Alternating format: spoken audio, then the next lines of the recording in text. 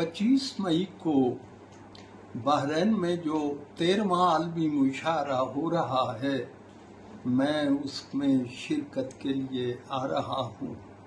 इंशाअल्लाह 25 मई को जुमेरात के दिन आपसे मुलाकात होगी।